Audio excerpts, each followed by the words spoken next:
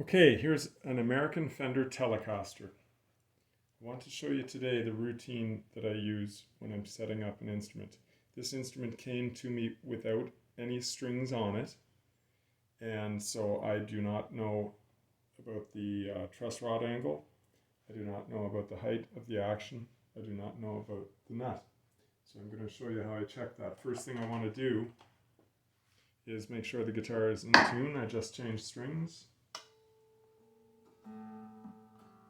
Okay, and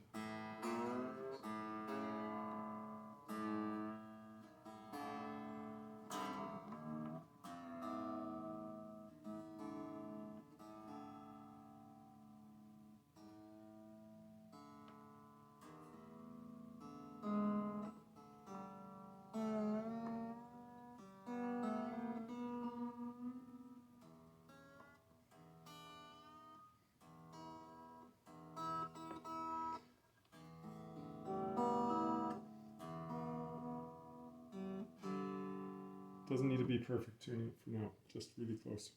Okay, what I'm going to do to check out the truss rod, we don't need any of these fancy, crazy rulers that have the notches for the frets. All we do is we press the 6th string at the 1st fret, and where the heel starts, okay, I usually go about the 15th fret on one of these guitars, and then I'm going to reach about halfway and tap it, and then I can see how much deviation there is. And right now there's about a high E string width of deviation underneath the string and to the top of the next fret that I'm tapping. And here on the high E, about the same. So this truss rod is adjusted just nicely. I don't even need to touch that right now. Now, what I'm going to do to check the nut slots, so first thing I do is I want to check the truss. Then I'm going to check the nut slots. The nut slots are independent of the saddle height. Okay.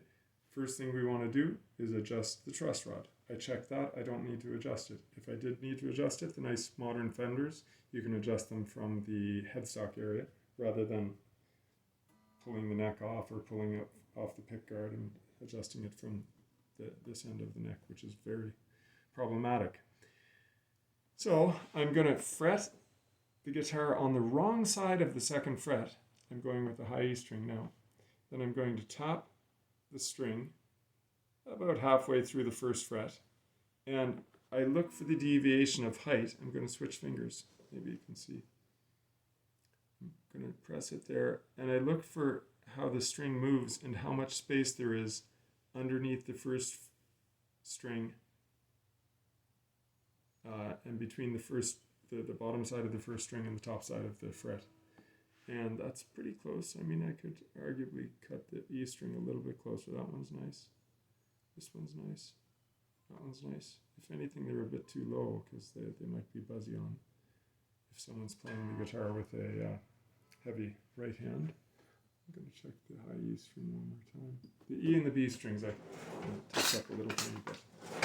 So I'm pulling out my my nut slot files, and I have a 13 and a 16. I suppose with these strings I can go with the 13 for them both. Yeah. So here we go. This string is a 9. I cut it with a 13. And then I'll switch to an 11.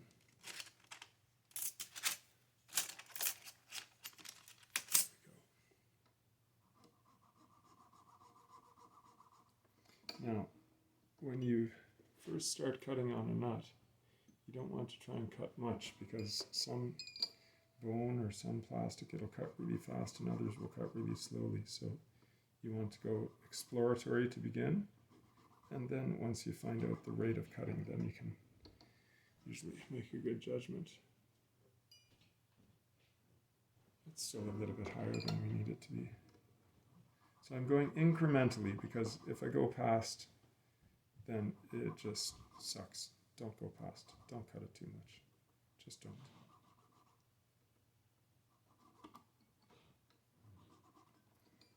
There we go. We'll try that. Now with this thin file, it cuts very, very lightly, so I need to keep going at it.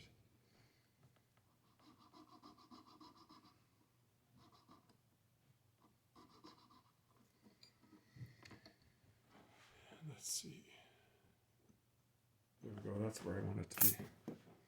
So if the nut slot is still too high, if it is not cut deeply enough, then when you press down and you fret your first fret or second fret or third fret, you're actually taking the string, pressing it down a long way. And it's the same thing as if you take a string and bend it, you're going to make it sharper than it should be.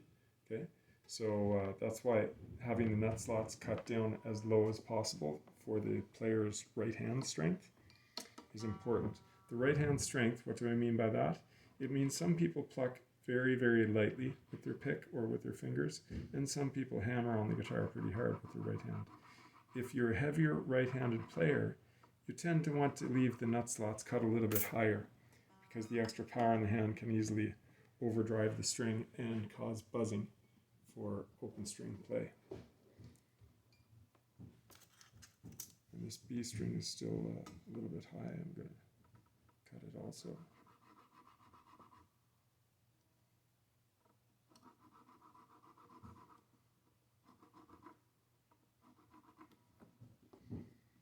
There we go. And I cut and I check, and I cut and I check, because I don't want to cut it past its proper depth. Remember, just don't cut it past its proper depth. That's bad. You don't want to do that.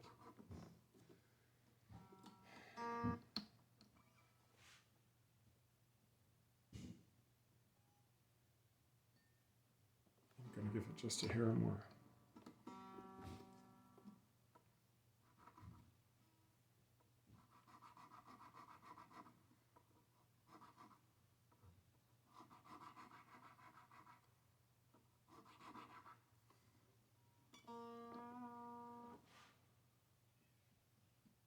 There we go. That's what we want. Now, that end is done. Next thing I'm going to do for, again, if we think about what we're doing here, we're doing a setup. Setup is working on the geometry. That's the reality of it. Generally, if you bring your guitar in for a quote-unquote setup, you're going to get setup and service, which means I also checked all the nuts on the tuners. I checked to make sure that the tightener, the side tightener for the worm gear is tight enough but not too tight. If you over compress it, you will damage the nylon washers. So again, truss rod, nut for a setup, and then we're going to check the saddles. And the last thing we'll do after that is check the intonation of the guitar. So here we go. I can tell right away that the action is super low and too low to be avoiding buzzing. Yeah, the action is down at about 1 millimeter on some of the lowest strings, but some of the higher strings get a bit taller. So what I've got to do is pull out one of my sets of Allen keys, and if I remember correctly, it should be this Allen key. Different models of the same guitar, whether it's made in Mexico or made in the United States or Japan, they will have different size hardware. Indonesia, I guess Fender, where do they get guitars made? USA, Mexico, Indonesia, China, Japan. And the best ones tend to be from USA and Japan. However, now Mexico, they're making some pretty nice guitars there. You can get your hands on it. And a good one every now and then. I had a nice purple Stratocaster that I put a metallic flake pickguard on, and it was really quite beautiful. But I didn't play it very much. I'm more of a double humbucker guy. And not that I dislike the Strat sound. I love the sound of the Strat played well. I absolutely love it. The chime, the bell-like chime that the combination of the single coil pickups can give you is really quite remarkable, quite pleasing. So this guitar had some sort of glue spilled on it. I wonder if it was crazy glue, aka CA or cyanoacrylate. but I tried to clear it off. I couldn't seem to find a good solvent, and I didn't want to go too vigorous on the instrument because I don't want to damage any finish, and I don't want the customer's bill to go up too high.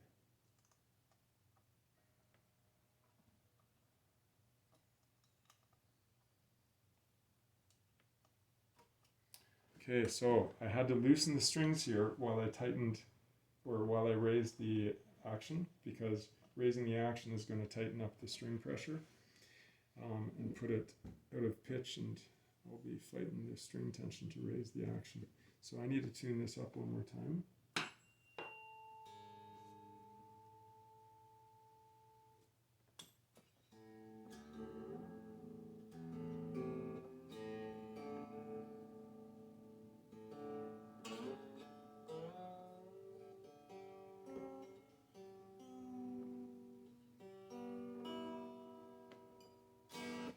There we go, let me measure it now. So I'm putting my measure with millimeters behind the string and on top of the 12th fret. So I'm reading the bottom of the string, and there I had just shy of 2 millimeters, which is, this is looking really nice. G can come up a little bit higher. B looks okay. E definitely has to come up. That's like 1.2 millimeters, and especially on a Fender, that's going to buzz. That's going to buzz. So we'll bring that up a little bit. Not too much. 1.6 is about the lowest I'd want it to be on an American for the, or on a Fender for the IE string. Yeah, that's right about 1.6, 1.7-ish, 1.8-ish. I'm going to just give these a little hint more. Little bloop. Bloop. Requires patience to do this. Just little adjustments and check, and little adjustments then check. So, yeah, that looks nice to me. That looks really nice to me. So low enough for easy playing, but high enough that should avoid buzzing. There we go. Next, we have to do the intonation. On the intonation, I'm going to reach over here and get my cable. Try not to bang my head on the light, which I did, but that's okay.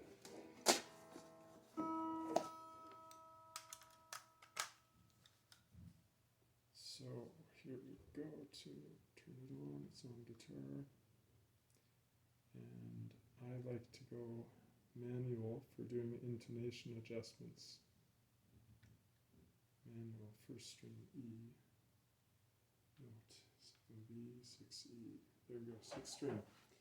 I like to start with the lower strings first. That's just me. If you want to start with the high E first, that's a-okay, no problem at all.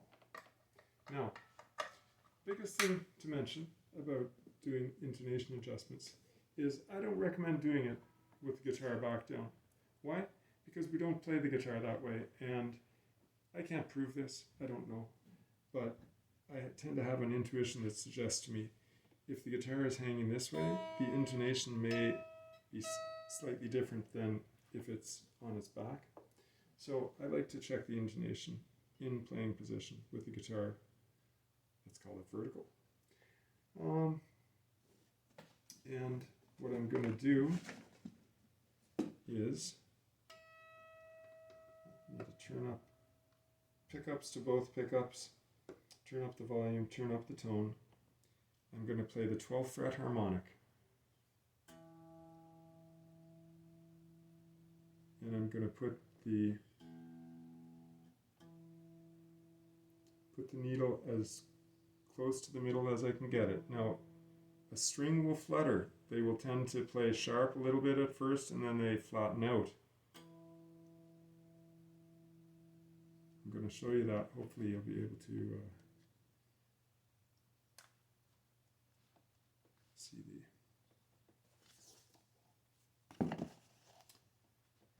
the tuner. Okay, so that's sitting pretty nicely. Now I'm going to play the fretted note. It's playing a bit sharp. Harmonic. It's fluttering a little bit on the flat side, that's okay. And here we notice it's sharp. So what I need to do is I need to lengthen the string. So I'm going to loosen the string a bit. I'm going to have to tighten up the intonation adjuster here.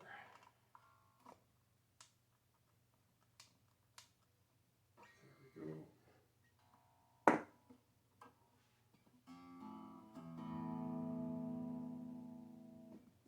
And one more time.